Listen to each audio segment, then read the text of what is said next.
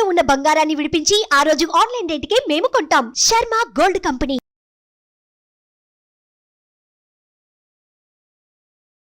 నమస్కారం, welcome to Suman TV. నేను గీతాంజలి. ప్రస్తుతం మనతో పాటు ఇస్కాన్ నుంచి ప్రణవానంద ప్రభుజీ ఉన్నారు. వారితో మాట్లాడదాం.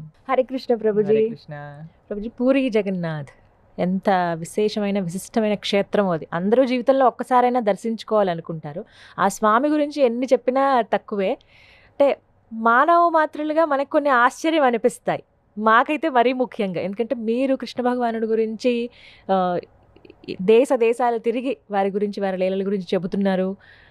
మీకు ఆయన సాక్షాత్కారం ఇలా రకరకాలు కాబట్టి మీకు అది కొత్త కాకపోవచ్చు. కానీ మాకు ఎప్పుడూ ఆశ్చర్యం అనిపించే విషయం ఏంటంటే, పూరి జగన్నాథ్ అక్కడ ఉన్నటువంటి ఆ కృష్ణయ్యకి సంవత్సరానికి ఒకసారి జ్వరం వస్తుందట.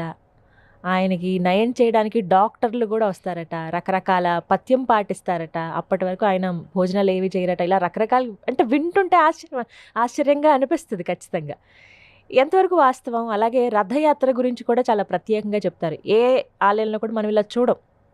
ఇక్కడే ప్రత్యేకం ఆ రథయాత్ర అనేది. వీటి గురించి వివరించండి. అసలు ఆ స్వామి మహిమ ఏంటి? మనకి జ్యేష్ఠ పూర్ణిమ, స్నాన పూర్ణిమ అంటారు. ఆ రోజు జగన్నాథుడు సంవత్సరానికి 2 సార్లు మందిరాన్ని వదిలేసి బయటకు వస్తారనమాట. ఒకటి స్నాన పూర్ణిమ రోజు స్నానవేది అని ఉంటుంది. మూల గర్భగృహం నుంచి వచ్చేస్తారు మూలమూర్తులే.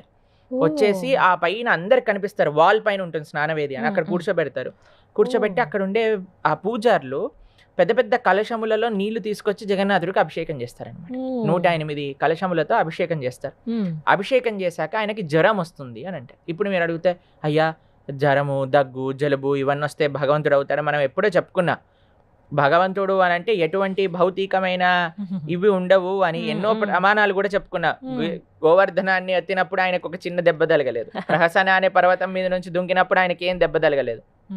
కాబట్టి దీనికే ఒక 108 వీటితో స్నానం చేసేస్తేనే ఆయనకి జ్వరం వచ్చేస్తుందా అంటే, ఎందుకు జ్వరం వస్తుంది అని అంటే, తన భక్తులతో ఎక్స్క్లూజివ్ సేవ, ఎక్స్క్లూజివ్ టైంని. ఇప్పుడు చూడండి, కొన్నిసార్లు మనం ఏం చేస్తామంటే, ఆఫీస్కి వెళ్ళాలి అని లేదనుకోండి, ఇంట్లో అందరు చుట్టాలు వచ్చారనుకోండి, ఏం చేస్తాం, ఒక సిక్ లీవ్ పంపించేస్తాం. అయ్యా నాకు ఈరోజు జ్వరం వచ్చింది, నాకు ఈరోజు కడుపు నొప్పి వచ్చింది, లూజ్ మోషన్లు వచ్చేసాయి అని అంటే ఇంకేం చేస్తారు? లూజ్ మోషన్లు అంటే ఇంకేం చెప్పలేడు, సరే అయ్యా ఇంట్లోనే ఉండు అంటారు. అలా జగన్నాథుడి ప్లాన్ ఏంటంటే, నాకు జ్వరం వచ్చింది అనగానే టెంపుల్ మూసేయండి.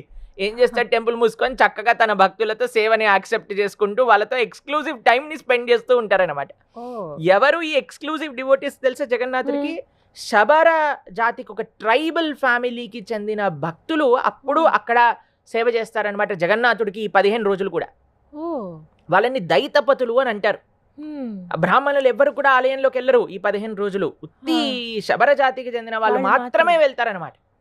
వాళ్ళే జగన్నాథుడికి ఆరాధన చేయటం, వాళ్ళే జగన్నాథుడికి నైవేద్యాలు పెట్టడం, వాళ్ళు వనమూలికలు తెచ్చి మొత్తం పేస్ట్ చేసి జగన్నాథుడి యొక్క ఫీవర్ నయం చేయడానికి ఇస్తూ ఉంటారనమాట.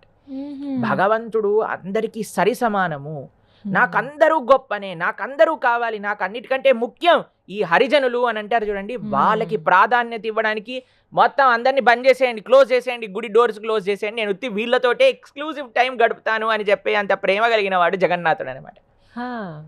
ఆదివాసీల పట్ల భగవంతుడికి ఉండే ప్రేమ చూపించే ఒక లీల ఈ జ్వరం వచ్చే లీల.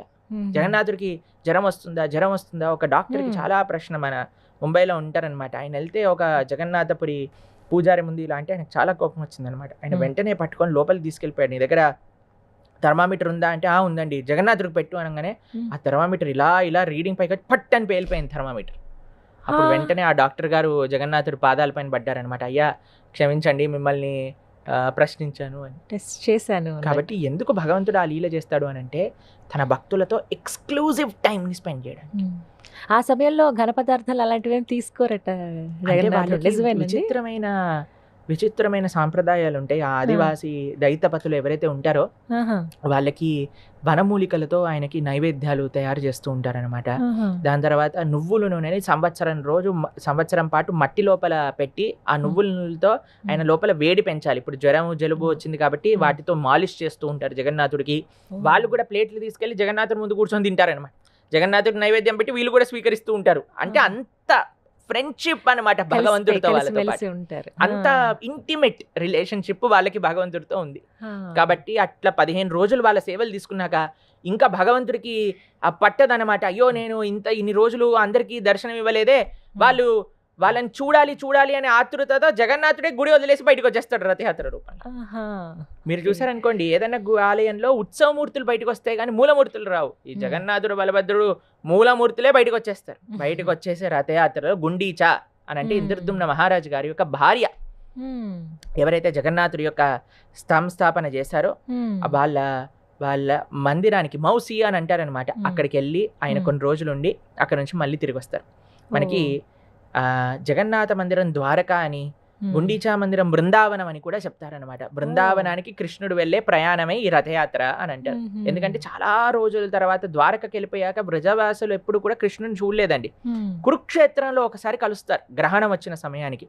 అప్పుడు అందరు గోపికలందరూ బ్రజవాసులందరూ కృష్ణుని చూస్తూ, అసలు వీడు కృష్ణుడేనా, ఈ కిరీటం ఏంటి, పెద్ద పెద్ద హారాలేంటి, అసలు ఈ నగలేంటి, మాలలేంటి, మా కృష్ణుడు ఎంత బాగుండేవాడు బృందావనంలో, చిన్న పగడి కట్టుకొని, నెమలి పింఛం పెట్టుకొని, చిన్న వనమాల వేసుకొని, చిన్న ధోతి కట్టుకొని ఎంత బాగుండేవాడు, నీకేమైపోయింది కృష్ణ, మాతో వచ్చేసే కృష్ణ అని మనసుతో కృష్ణుని లాగేసుకొని వెళ్ళిపోయారనమాట బృందావనానికి.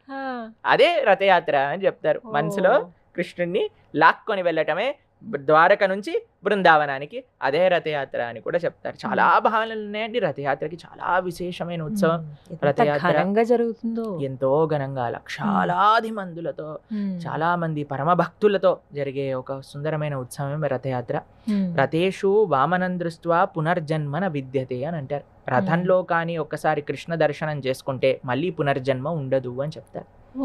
కాబట్టి ఆ రథయాత్ర కేవలం పూరిలో కాకుండా శ్రీల ప్రభుపాదుల వారి యొక్క దయచేత ఇస్కాన్ తరపున అన్ని పెద్ద పెద్ద ప్రధాన రాజ్యములలో కూడా రథయాత్ర జరుగుతుంది. మన హైదరాబాద్ లో కూడా 7వ తారీఖు రథయాత్ర జరుగుతుంది. ఆదిలాబాద్ లో 13వ తారీఖు జరుగుతుంది అన్నమాట. అయితే ఈ రథయాత్ర భగవంతుడు వచ్చినప్పటి నుంచి వెళ్ళేంత వరకు మధ్యలో రథయాత్ర చేస్తూ ఉంటారు వివిధ ప్రదేశాలలో. ఇస్కాన్ తరపు నుంచి ప్రపంచవ్యాప్తంగా సుమారుగా 1200 రథయాత్రలు జరుగుతూ ఉంటాయి. 100కి పైగా దేశములలో జగన్నాథ స్వామి వారి యొక్క రథయాత్రలు చేస్తూ ఉంటారు అనమాట. కాబట్టి ప్రపంచమంతా జగన్నాథుడి యొక్క వైభవం. జగన్నాథుడు కదండి, జగత్తుకే నాథుడు ఆయన, అందరికీ నాథుడు ఆయన. కాబట్టి అటువంటి స్వామి యొక్క వైభవమైన రథయాత్ర ఈ 7వ తారీఖున, జూలై 7వ తారీఖున ఉంది.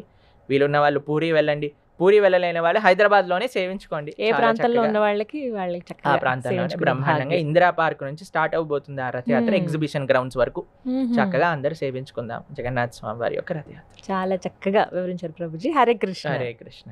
సుమన్ టీవీలో మీ పర్సనల్ అండ్ బిజినెస్ ప్రమోషన్స్ కోసం కింది నెంబర్కి కాంటాక్ట్ చేయండి.